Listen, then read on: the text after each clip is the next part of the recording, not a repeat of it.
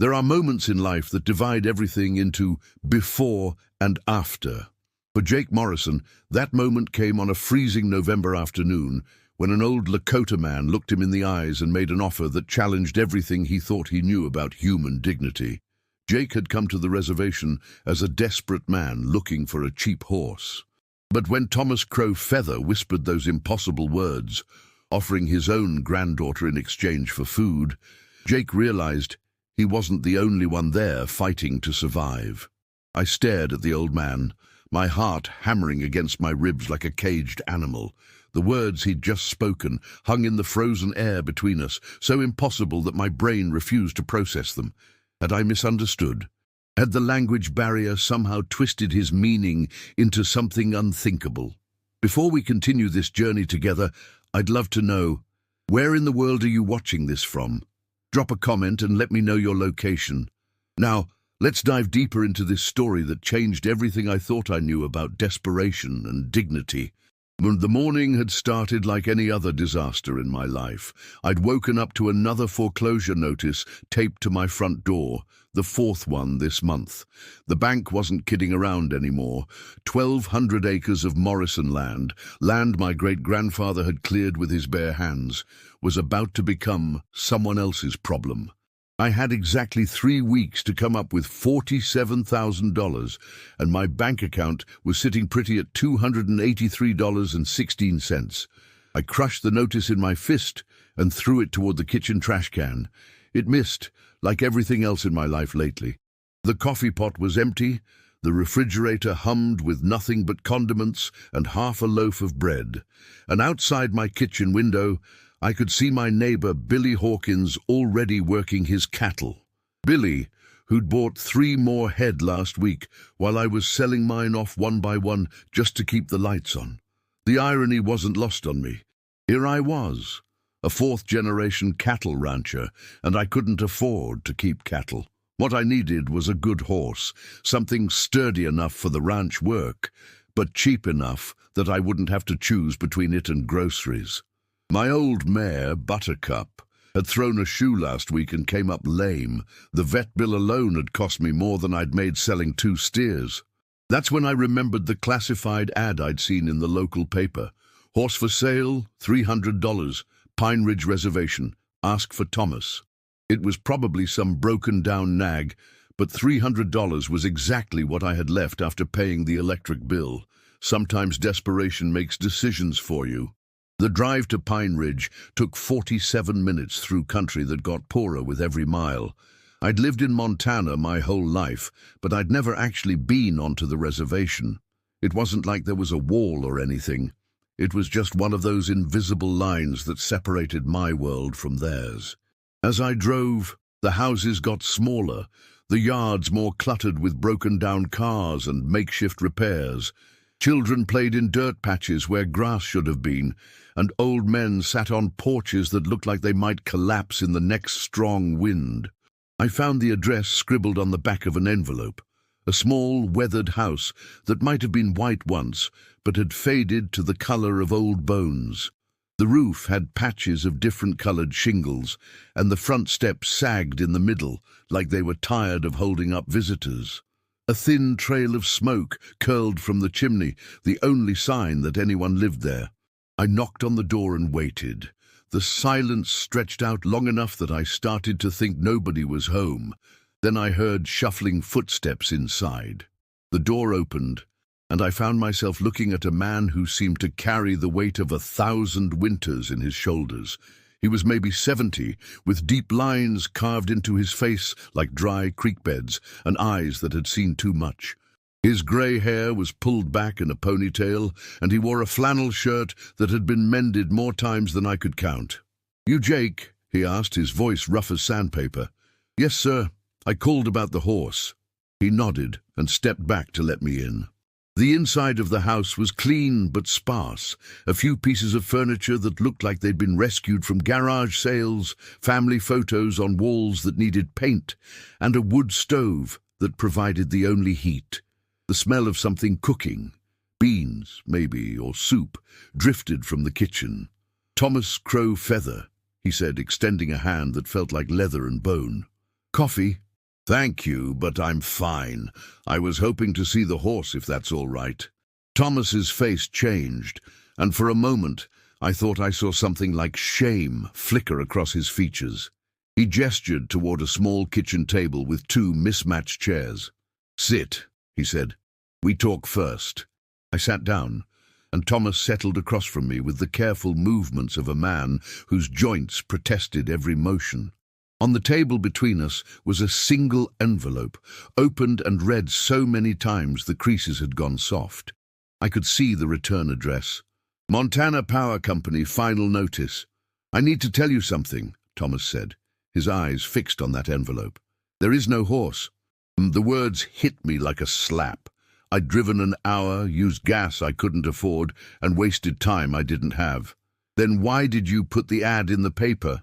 "Because I needed someone to come. Someone who might—" He trailed off and looked around the room like he was seeing it for the first time. "My granddaughter, she teaches at the school here.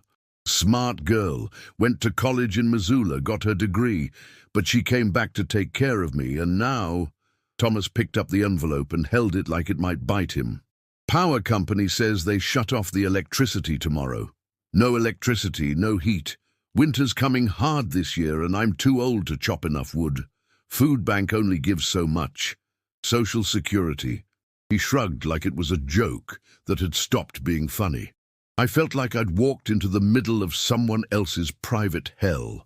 "Mr. Crow Feather, I'm sorry about your situation, but I can't help you. I've got my own problems." "I know," he said quietly. "I can see it in your face, the worry, the fear. You came here desperate for a horse you could afford, which means you understand what it's like when everything's falling apart." He was right, and I hated that he could read me so easily. "So what do you want from me?" Thomas was quiet for a long moment, staring at his hands. When he looked up, his eyes held something I'd never seen before, the complete absence of hope.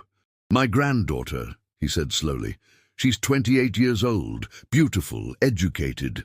She speaks 3 languages and knows more about computers than anyone on the reservation. She could have stayed in the city, got a good job, married a man with money, but she came back for me. I didn't like where this was going. Mr. Crow Feather. This. She won't leave me," he continued as if I hadn't spoken. "She won't take the teaching job in Billings because she says I need her. But what I need is for her to have a chance at life, a real life." The old man reached across the table and touched my arm with fingers that shook slightly.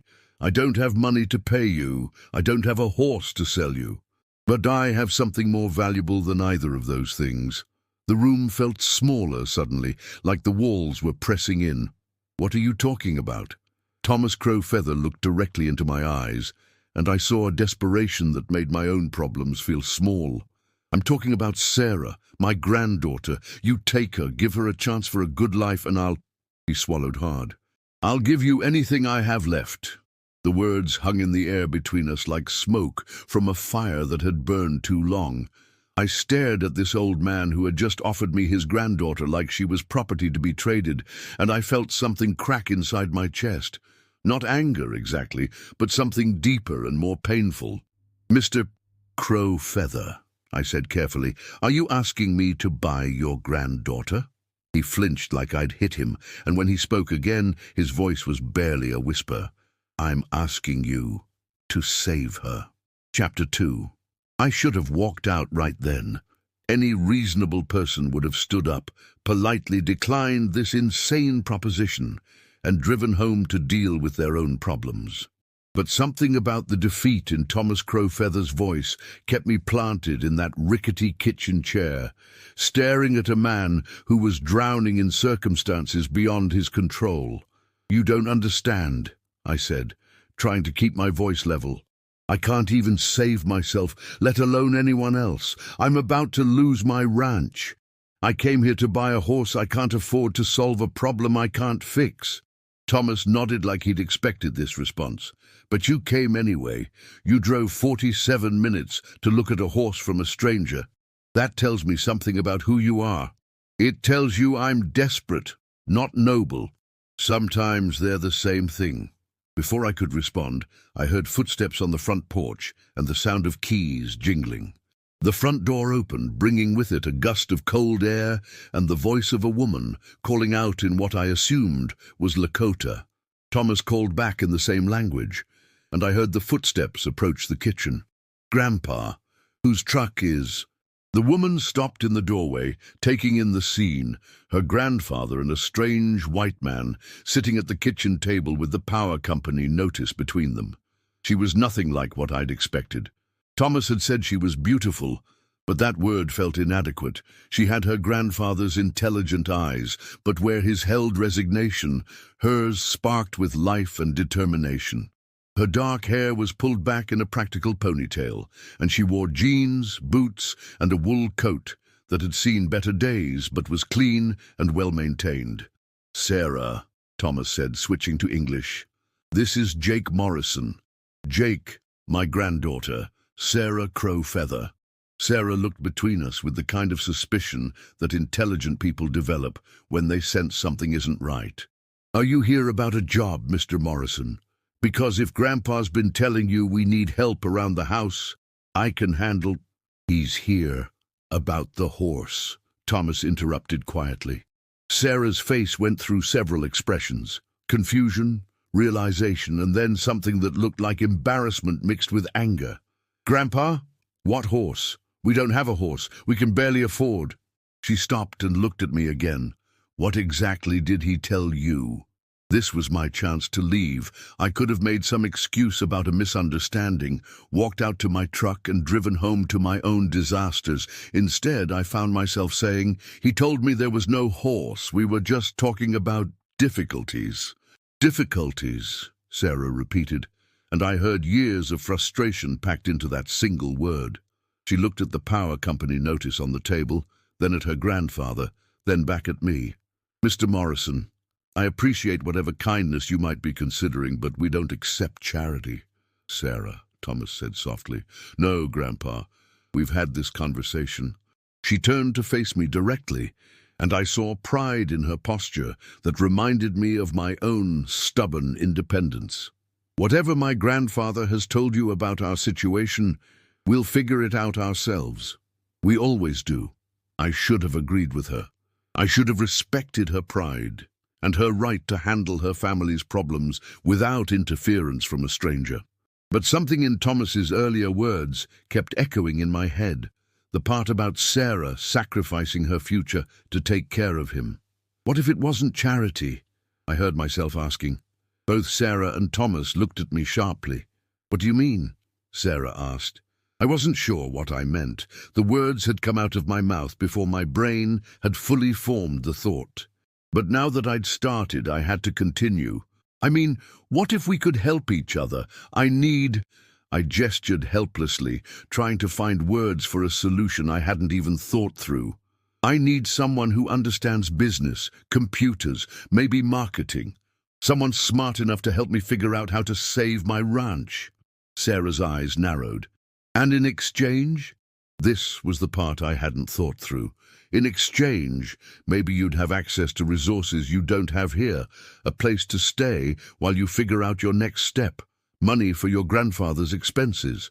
"You're offering me a job," Sarah said slowly. "I'm offering you a partnership." The word surprised all three of us. I hadn't planned to say it, but once it was out there, it felt right somehow. Not right in any conventional sense. I was essentially proposing a business arrangement to two strangers based on a conversation that had started with an old man offering me his granddaughter. But right in the way that desperate solutions sometimes feel when you're out of conventional options. Thomas was looking at me with something that might have been hope. Sarah was looking at me like I might be insane. "Mr. Morrison," she said carefully, "you don't know anything about me. You don't know if I'm competent, honest, or even sane. You're talking about bringing a stranger into your business based on a 5-minute conversation." She was absolutely right, of course. "You're also talking about leaving your grandfather alone when he clearly needs help. I would never abandon him. I'm not asking you to. I'm asking you to consider a situation where you could help him and help yourself at the same time." Sarah sat down at the table, and I could see her mind working. "What exactly are you proposing?"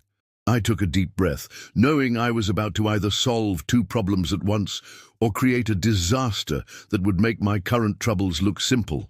My ranch is 1,200 acres in the Judith Basin. Good land, but I've been managing it alone since my father died 3 years ago.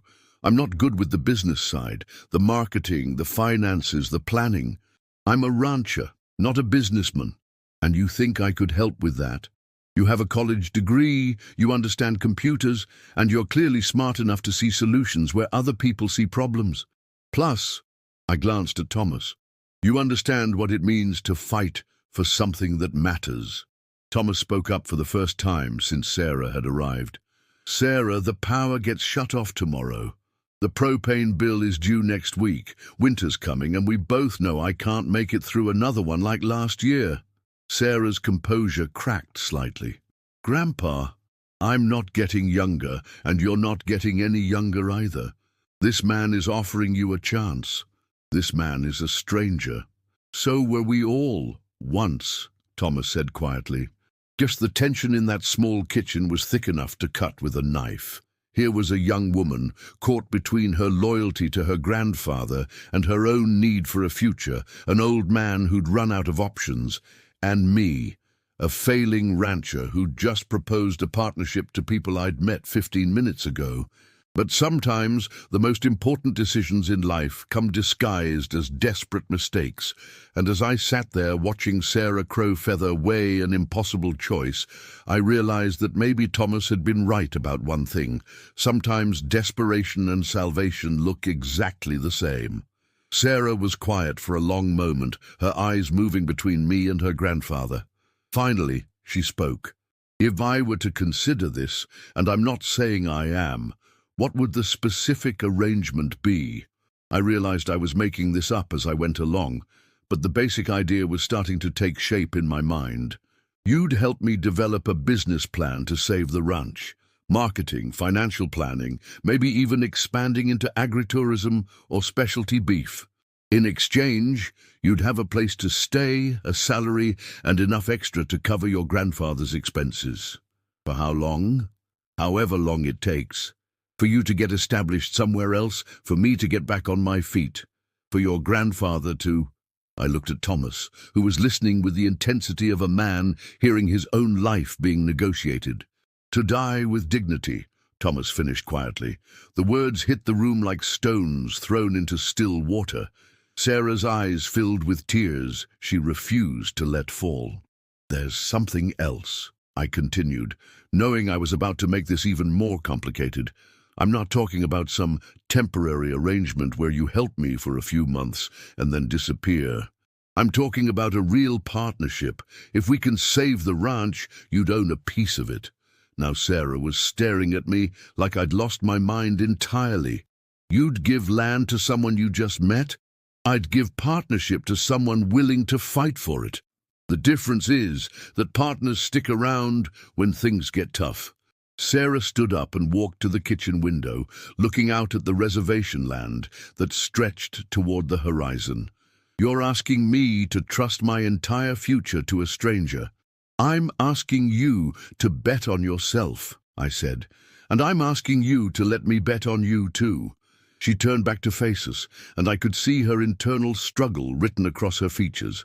I need to think about this.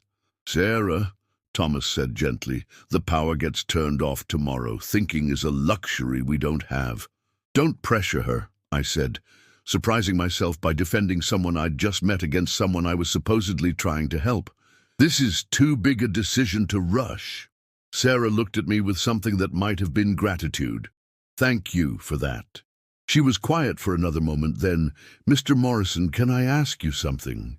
Jake, and yes, why are you really doing this? And don't tell me it's just because you need business help. You could hire a consultant for that. It was a fair question, and I found myself thinking about it seriously. Why was I doing this? I could have walked away from Thomas's impossible offer. I could have found another horse somewhere else. I could have dealt with my own problems without taking on anyone else's. Because, I said slowly, I think your grandfather was right about something. I did come here desperate, and maybe that's the only honest place to start from. I'm tired of failing alone." Sarah nodded like this was an answer she could understand. "And if this doesn't work, if we try and fail anyway, then at least we fail trying to build something instead of just watching everything fall apart." Sarah looked at her grandfather one more time, and I saw something pass between them, a conversation in glances that didn't need words. When she turned back to me, her expression had changed. "I have conditions," she said. Chapter 3. "I'm listening," I said, though part of me wondered if I was about to get myself into something I couldn't handle. Sarah sat back down at the table, but her posture was different now, straighter, more businesslike. This was Sarah, the college graduate, the woman who'd chosen to come back to the reservation, not out of defeat, but out of loyalty. "First condition. This is a business arrangement, not charity. I work for what I get, and I get paid fairly for what I contribute." "Agreed." "Second, my grandfather's medical expenses and living costs are part of my compensation package, not a favor you're doing us." "Agreed." "Third, if this partnership works and the ranch becomes profitable, I want it in writing that I own a percentage based on my contribution to the success." Thomas was watching this negotiation with something that looked like pride. His granddaughter wasn't just accepting rescue, she was structuring a deal. "What percentage?" I asked. "We'll determine that based on the business plan and how much work it takes to implement it.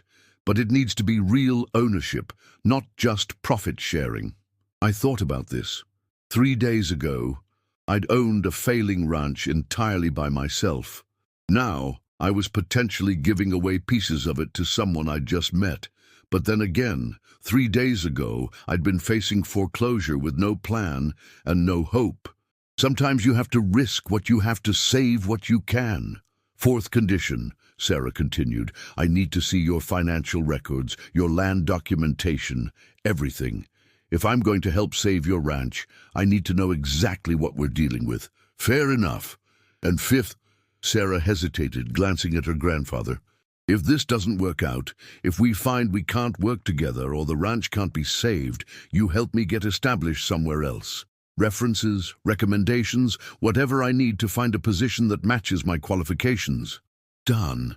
I reached across the table and extended my hand. "Partners." Sarah looked at my hand for a moment, then at her grandfather, who nodded almost imperceptibly. When she shook my hand, her grip was firm and warm. "Partners," she said. "When do we start?" "How about right now? I'll help you pack whatever you need, and we can move your grandfather somewhere with heat and electricity." Thomas spoke up. "I'm not leaving my home." Sarah and I both looked at him. "Grandpa, you can't stay here without power. I've lived in this house for 43 years. I'm not leaving now." I could see this was going to be a problem. "Mr. Crow Feather, what if we got your power turned back on? Would you stay then?" "You'd do that?" Sarah asked. "It's a business expense.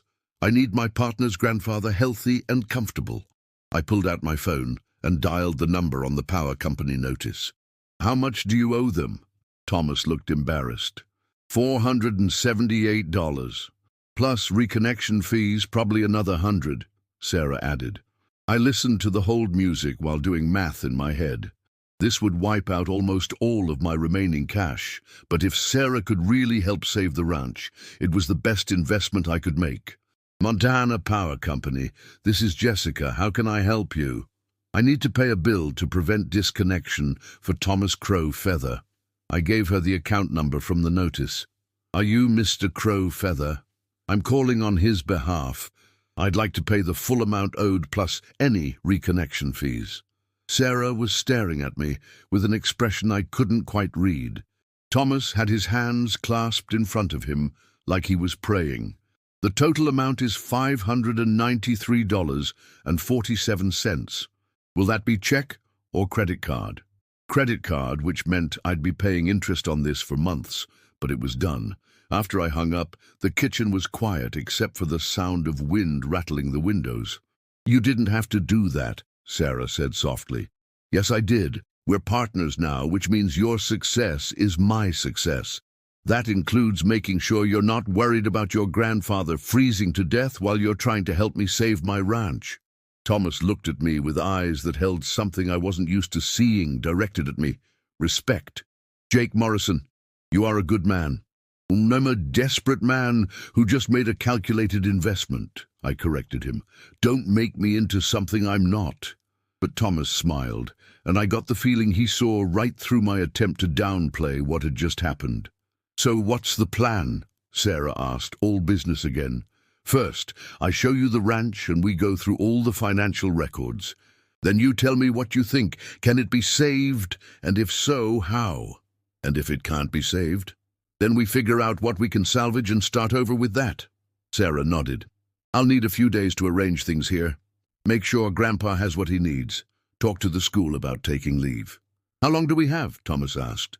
"Before the bank?" 3 weeks, I said. 3 weeks to come up with a plan that convinces them not to foreclose. Sarah was quiet for a moment, and I could almost see her mind working through possibilities. "That's not much time." "No, it's not, but it's what we have." "Then we better make it count." She stood up and walked to a small desk in the corner of the kitchen, pulling out a notebook and pen. "I need to start making lists. Things to do, information to gather, people to call." Watching her shift into planning mode, I felt something I hadn't experienced in months. Hope. Not the desperate kind that makes you buy lottery tickets, but the practical kind that comes from having a partner who knows how to think strategically. "Sarah," I said, "can I ask you something?" "Sure." "Why did you really come back here? You could have stayed in Missoula, built a career, had a different life." She looked up from her notebook, considering the question. "You know how some people talk about finding themselves? I never needed to find myself. I always knew who I was. The question was whether I was going to be someone who abandons family when things get difficult. And now I'm someone who's going to help save a ranch and take care of her grandfather at the same time." She smiled, and for the first time since I'd walked into this house, it reached her eyes. "Besides, I've always wanted to see if I could run a business. This is my chance." Thomas was watching our conversation with the satisfaction of a man who'd just seen 2 broken pieces fit together in a way that made them both stronger. "When do you leave?" he asked Sarah. "Day after tomorrow. I need to finish out the week at school and arrange for a substitute. Then," she looked at me, "then I guess I become a rancher." "Partner rancher," I corrected her. "Right, partner rancher." She tried out the words like they were in a foreign language. "Think I'll be any good at it?" "I think you'll be better at the business side than I ever was. The ranching part, we'll figure out together." As I drove home that evening, my head was spinning with everything that had happened. I'd gone to Pine Ridge looking for a cheap horse, and instead found a partner, committed to paying bills I couldn't afford, and agreed to share ownership of land that might be foreclosed on in 3 weeks anyway. By any reasonable standard, it was the worst business decision I'd ever made. But as I pulled into my driveway and looked at the ranch that had been in my family for 4 generations, I felt something I hadn't felt in a long time. Like maybe, just maybe, I wasn't going to lose everything after all. My phone buzzed with a text message. It was from Sarah. "Thank you for today. See you Monday. We have work to do." I texted back, "Thank you for saying yes. We're going to save this place." Her response came immediately. "We better. I just quit my job." I laughed out loud for the first time in weeks. 3 days ago, I'd been alone with a failing ranch and no options. Now, I had a partner who was smart, determined, and apparently just as willing to risk everything as I was. Maybe Thomas Crowfeather had been right about desperation and salvation looking the same. Maybe sometimes the best decisions come disguised as the craziest ones. All I knew for sure was that Monday morning, everything was going to change. And for the first time in a very long time, I was looking forward to finding out what came next. Chapter 4. Monday morning came with the kind of bitter cold that makes your breath visible and your truck reluctant to start. I'd spent the weekend cleaning the guest room in my house and going through every financial document I could find, preparing for Sarah's arrival. The numbers looked even worse, spread out on paper than they had in my head, but at least now they were organized. I heard the sound of tires on gravel at exactly 8 o'clock and looked out to see a small, dented sedan pulling up to my house. Sarah got out carrying a laptop bag and a suitcase that had seen better days.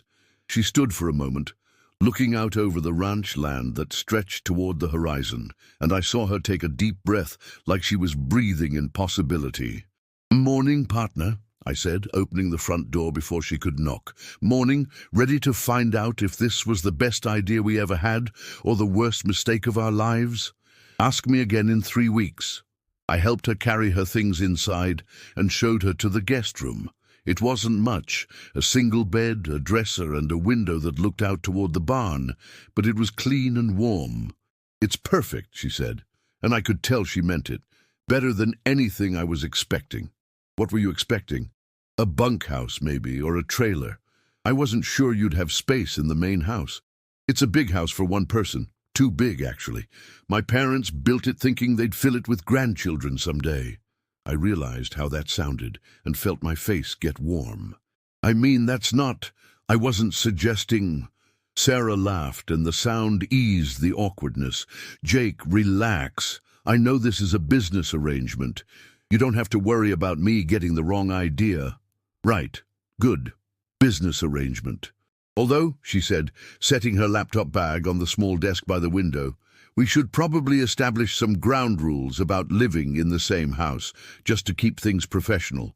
Such as we each handle our own meals unless we specifically agree to cook together. We share common areas but respect each other's privacy. And we keep personal business separate from ranch business." "Sounds reasonable." I paused. "Sarah, can I ask you something?" "Sure." "Are you nervous about this? Because I'm terrified." She looked at me for a moment, then sat down on the bed. "I'm scared to death. I've never run a business. I don't know anything about ranching, and I just bet my entire future on a partnership with someone I met 3 days ago." She smiled. "But I'm also more excited than I've been in years. Because of the challenge. Because for the first time since I graduated college, I feel like I'm exactly where I'm supposed to be." I wasn't sure what to say to that, so I changed the subject. "Ready to look at the books?" We spent the next 4 hours in my kitchen, spreading financial documents across the table like pieces of a puzzle we weren't sure how to solve. Sarah went through everything methodically: tax returns, bank statements, feed bills, equipment loans, maintenance records. She took notes in a neat handwriting that looked nothing like my own scrawled bookkeeping. "Okay," she said finally, sitting back in her chair. "I have good news and bad news. Bad news first.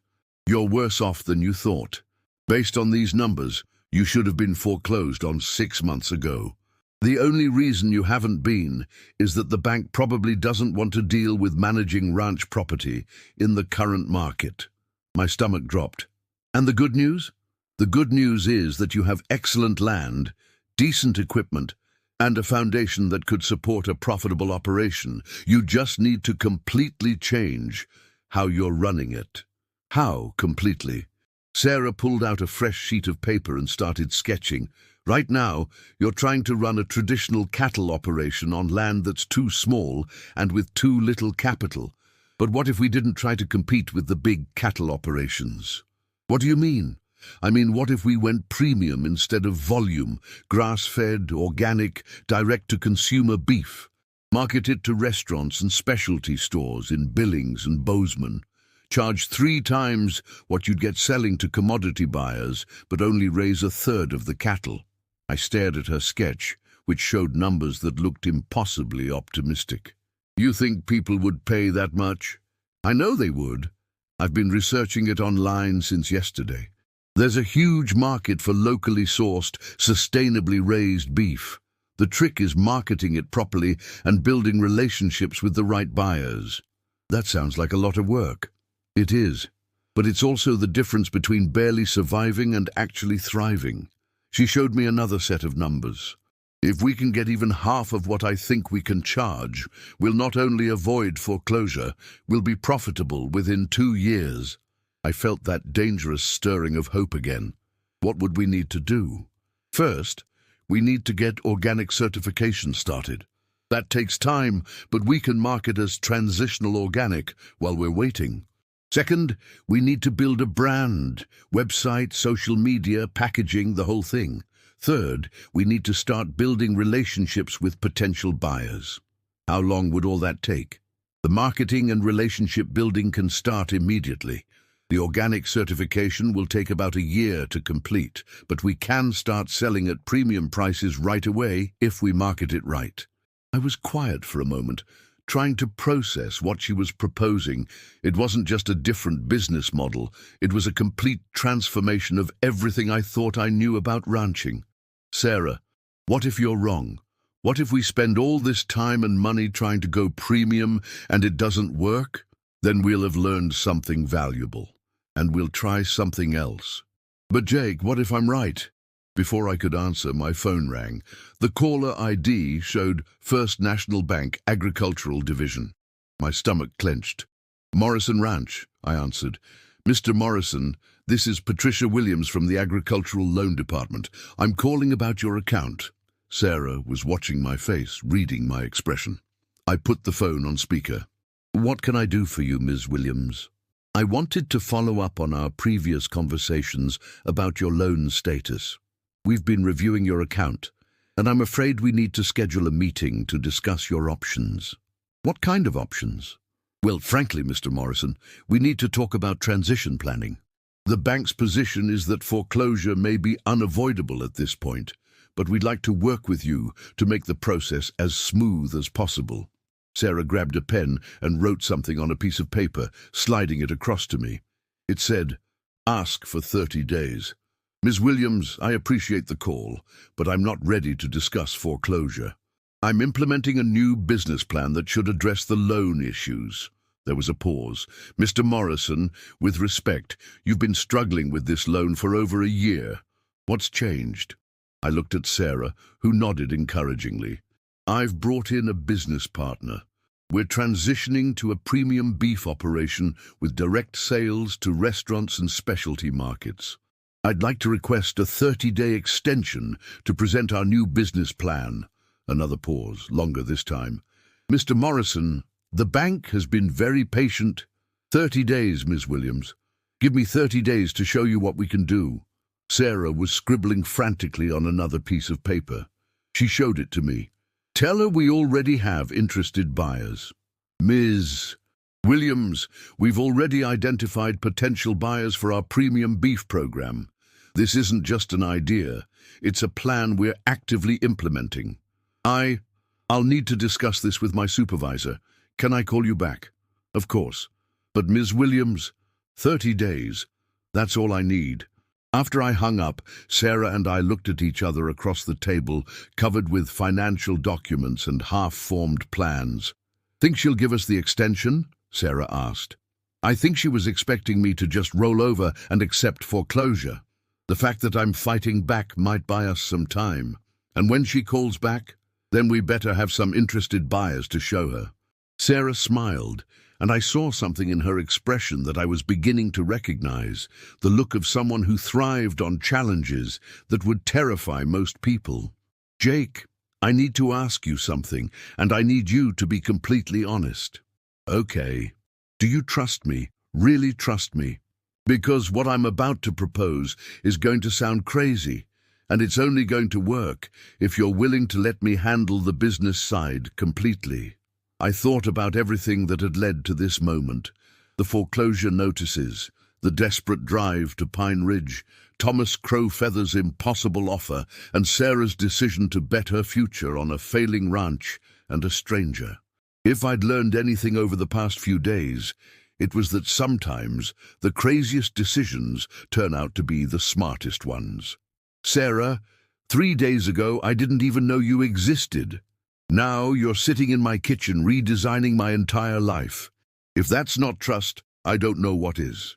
Good, she said, pulling out her laptop. Because I'm about to call every high-end restaurant in a 100-mile radius and convince them they need Morrison Ranch premium beef. Right now. Right now. We told the bank we have interested buyers. By the end of today, we're going to make that true. As Sarah opened her laptop and started searching for restaurant contact information, I realized that everything was about to change again. A week ago, I'd been a failing rancher facing foreclosure alone. Now I was part of a partnership that was either going to save everything I cared about or crash and burn spectacularly. But as I watched Sarah Crowfeather prepare to cold call restaurants with the confidence of someone who'd never met a challenge she couldn't handle, I found myself thinking that maybe, just maybe, we were going to pull this off. "Sarah," I said. "Yeah? Thank you for taking a chance on this, on me." She looked up from her laptop and smiled. "Thank you for giving me something worth taking a chance on." Outside, snow was starting to fall, covering the ranch land in white. But inside my kitchen, as Sarah started dialing the first restaurant, and I began calculating how many cattle we'd need for a premium operation, everything felt warm and full of possibility. The next 30 days were going to determine whether the Morrison Ranch survived or died. But for the first time in longer than I could remember, I believed we had a real chance. And that belief, I was beginning to understand, might be the most valuable asset Sarah had brought to our partnership.